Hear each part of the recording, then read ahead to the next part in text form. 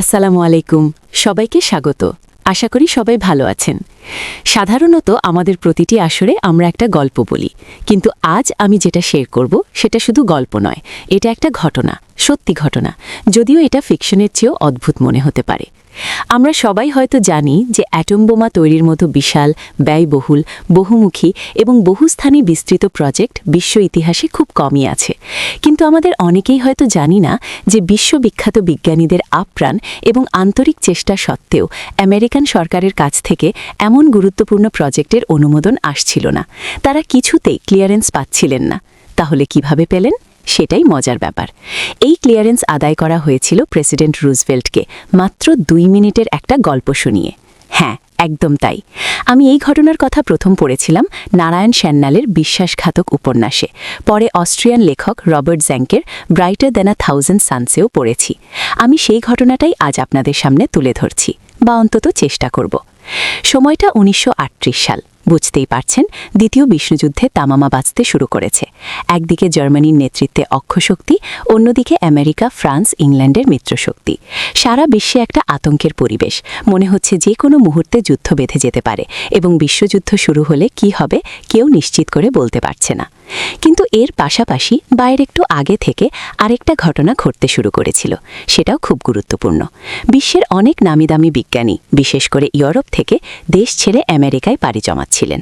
আমেরিকার বড় বড় বিশ্ববিদ্যালয় এবং বিখ্যাত গবেষণাগারগুলো তাদের সাদরে বরণ করে নিচ্ছিল, এবং তারা শান্তিতে কাজ করার জন্য আমেরিকায় চলে আসছিলেন।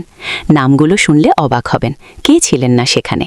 প্রফেসর আইনস্টাইন স্বয়ং, Niels Bohr, Enrico Fermi, Feynman, Szilard, Gamow, Teller, Wigner, তালিকা শেষ হওয়ার নয়। এবং এরা প্রত্যেকেই বিজ্ঞানের এক একজন দিকপাল। এখন আমেরিকায় থাকা এইসব বিজ্ঞানীরা একে অপরের সংস্পর্শে ছিলেন। কথা হতো, মাঝে মধ্যে দেখাও হতো। এমন এক আড্ডায় জেলার্ড প্রথম কথাটা তুললেন। তিনি বললেন, দেখুন, আমরা সবাই জানি জার্মানদের হাতে থাকা অস্ত্রশস্ত্র খুবই উন্নত, ওদের বিমান বাহিনীও খুব শক্তিশালী। কিন্তু দেখুন, বিশ্বযুদ্ধ তো 2-1 দিনের ব্যাপার নয়, এটা দীর্ঘমেয়াদী ব্যাপার, বছরের পর বছর চলতে পারে। তো দীর্ঘমেয়াদী যুদ্ধের জন্য যে লোকবল, অর্থবল, খাদ্যবল এবং খনিজ সম্পদ দরকার, সেটা কি জার্মানির আছে? তাহলে হিটলার কিসের ভিত্তিতে ওমন গর্জন করছেন? তিনি তো পাগল নন। তাদের হাতে কি এমন কোনো আল্ট্রা মডার্ন অস্ত্র আছে যা দিয়ে তিনি ভাবছেন খুব তাড়াতাড়ি বিশ্বযুদ্ধ শেষ করে দেবেন? আর যদি থাকে, তবে সেই অস্ত্রটা কি? তারা কি নিউক্লিয়ার এনার্জিকে কাজে লাগিয়ে অ্যাটম বোমা আবিষ্কার করে ফেলেছে? এটা অসম্ভব কিছু নয়, কারণ প্রফেসর অটো হান, হাইজেনবার্গ, ভন লাউ এবং গিলবার্টের মতো বিজ্ঞানীরা এখনও জার্মানিতে আছেন। তারা যদি চেষ্টা করেন এবং জার্মান সরকার যদি তাদের সাহায্য করে, তবে তারা অ্যাটম বোমা বানাতে পারেন। আর সেই বোমা যদি একবার হিটলারের হাতে পড়ে, তবে কি হতে পারে তা আমরা সবাই আন্দাজ করতে পারি। তাহলে সমাধান কি? অনেক আলোচনার পর বিজ্ঞানীরা এই সিদ্ধান্তে পৌঁছালেন যে একটা কাজ করা যেতে পারে।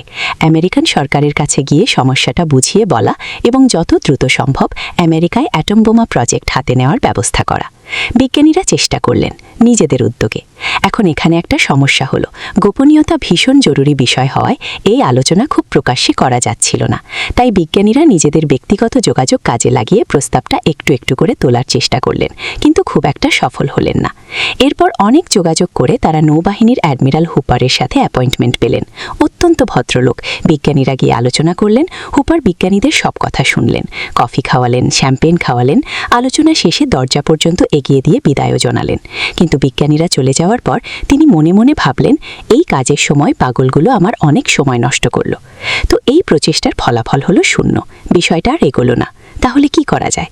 তখন তারা সিদ্ধান্ত নিলেন যে যদি প্রফেসর আইনস্টাইন নিজে প্রেসিডেন্ট রুজভেল্টকে চিঠি লিখে পুরো পরিস্থিতি ব্যাখ্যা করেন, তবে হয়তো প্রেসিডেন্ট রুজভেল্ট বা আমেরিকান সরকার বিষয়টাকে এত সহজে উপেক্ষা করতে পারবেন না এবং কিছুটা গুরুত্ব দিয়ে বোঝার চেষ্টা করবেন। যেমন ভাবা তেমন কাজ। 2-1 দিনের মধ্যেই জিলার্ড আর সম্ভবত উইগনার আইনস্টাইনের সাথে দেখা করতে গেলেন। তিনি সব শুনে রাজি হলেন। তিনি বললেন, ঠিক আছে, 2টো খসড়া নিয়ে এসো, যেটা ভালো মনে হবে সই করে দেব। ঠিক তাই হলো।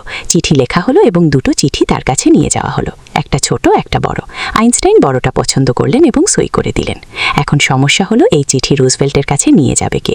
দেখুন, বিজ্ঞানীরা বিজ্ঞান বোঝেন, কূটনীতি বা রাজনীতি কোনোটাই বোঝেন না। কি করা যায়? অনেক ভেবেচিন্তে তারা আলেকজান্ডার স্যাক্স নামের একজনকে খুঁজে পেলেন। তার ডাকনাম অ্যালেক্স। অ্যালেক্স বিজ্ঞান মোটামুটি বুঝতেন, তবে তার চেয়ে বড় কথা, প্রেসিডেন্ট রুজভেল্টের সাথে তার ব্যক্তিগত বন্ধুত্ব ছিল, যার সুবাদে তিনি মাঝে মাঝে হোয়াইট হাউসে যাতায়াত করতেন। তারা গিয়ে অ্যালেক্সকে ধরলেন। অ্যালেক্স সাথে সাথেই রাজি হয়ে গেলেন। এত বড় বড় বিজ্ঞানীরা যখন তাকে একটা কাজের দায়িত্ব দিচ্ছেন, তিনি সানন্দে রাজি হলেন। তিনি বললেন, আমি আমার সাধ্যমতো চেষ্টা করব, যাই হোক আমেরিকান সরকারকে রাজি করানোর চেষ্টা আমি করব। ঠিক আছে, কিন্তু চেষ্টা করব বলাই যথেষ্ট ছিল না। প্রেসিডেন্ট রুজভেল্টের অ্যাপয়েন্টমেন্ট পেতেই 2.5 মাস লেগে গেল। যা হোক, 2.5 মাস পর অ্যালেক্স আইনস্টাইনের চিঠি এবং আরও কিছু কাগজপত্র নিয়ে গেলেন।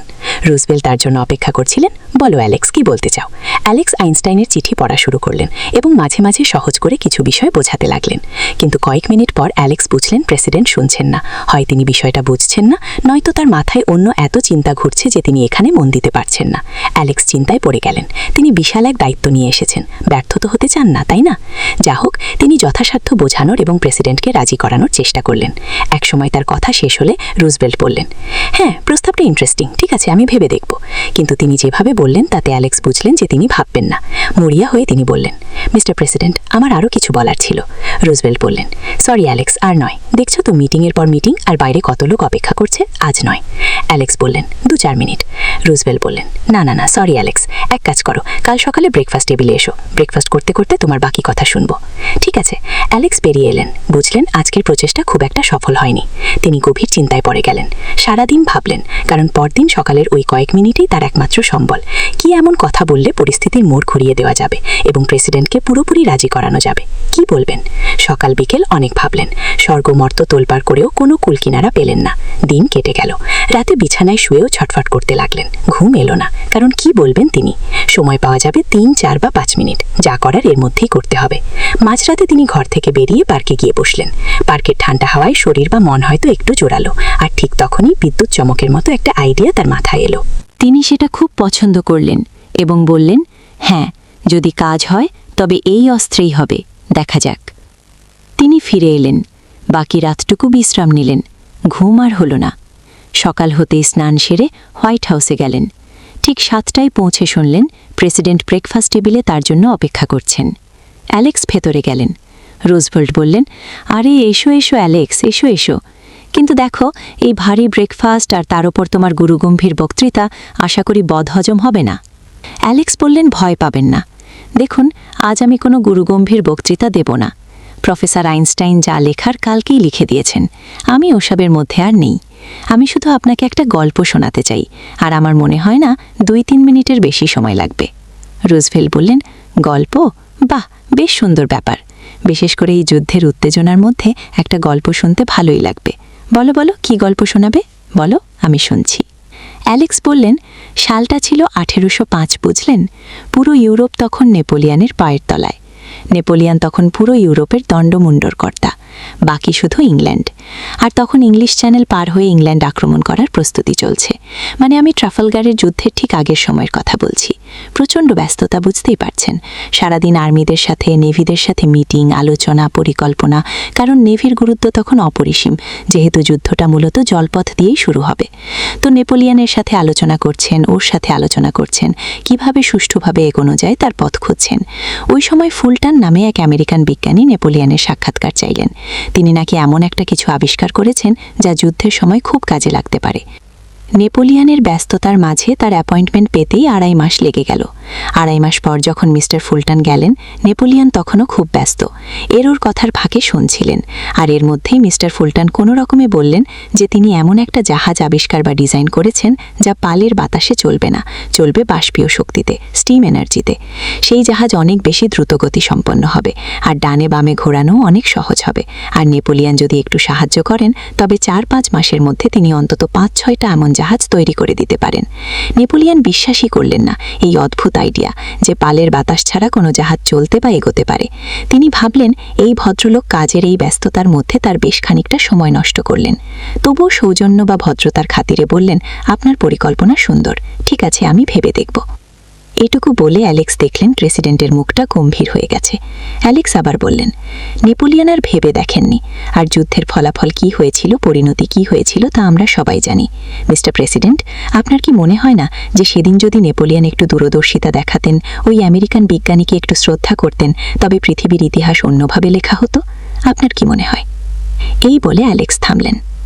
প্রেসিডেন্ট রুজভেল্ট 5 মিনিট চোখ বন্ধ করে বসে রইলেন, একটা কথাও বললেন না। তারপর ব্রেকফাস্ট সার্ভ করা একজনকে দিয়ে একটা চিরকুট পাঠালেন। কি এলো? একটা কনিয়াকের বোতল, 150 বছরের পুরনো, প্রায় নেপোলিয়নের সময়ের। তিনি অ্যালেক্সকে এক গ্লাস দিলেন, নিজেও নিলেন। একে অপরের সুস্বাস্থ্য কামনা করে চিয়ার্স করার পর রুজভেল্ট একটা দীর্ঘশ্বাস ফেলে বললেন, ঠিক আছে অ্যালেক্স, তোমার পয়েন্ট হলো, তুমি বলতে চাও যাতে ওই জার্মানরা আমাদের অ্যাটম বোমা দিয়ে উড়িয়ে না দেয়, তাই তো? অ্যালেক্স বললেন, একদম তাই। এবার প্রেসিডেন্ট রুজভেল্ট তার মিলিটারি এইড জেনারেল পা ওয়াটসনকে ডাকলেন। তিনি দৌড়ে এলেন। রুজভেল্ট তাকে আইনস্টাইনের চিঠি এবং সাথে থাকা কাগজপত্র দিয়ে বললেন, পা, দিস রিকোয়ার্স অ্যাকশন, এটার জন্য ব্যবস্থা নেওয়া দরকার। মাত্র 3টি ছোট শব্দ, কিন্তু এর চেয়ে ভারী শব্দ পৃথিবীর ইতিহাসে খুব কমই উচ্চারিত হয়েছে। রুজভেল্ট এই কথা বলার পর কী ব্যবস্থা নেওয়া হয়েছিল, কিভাবে অ্যাটম বোমা তৈরি হয়েছিল এবং আবার কিভাবে সেই অ্যাটম বোমা তৈরির সমস্ত গোপন তথ্য গুপ্তচরদের মাধ্যমে রাশিয়ানদের হাতে চলে গিয়েছিল, সেটা আরেক গল্প। সময় ও সুযোগ পেলে অন্য কোনো দিন বলবো। আজ শুধু এইটুকুই বলতে চেয়েছিলাম, সঠিক সময়ে সঠিক জায়গায় সঠিক গল্পটা বলতে পারলে তার শক্তি অসীম, তাই না? আমাদের আজকের গল্পটা ঘটনা যাই বলুন না কেন, এখানেই শেষ করছি।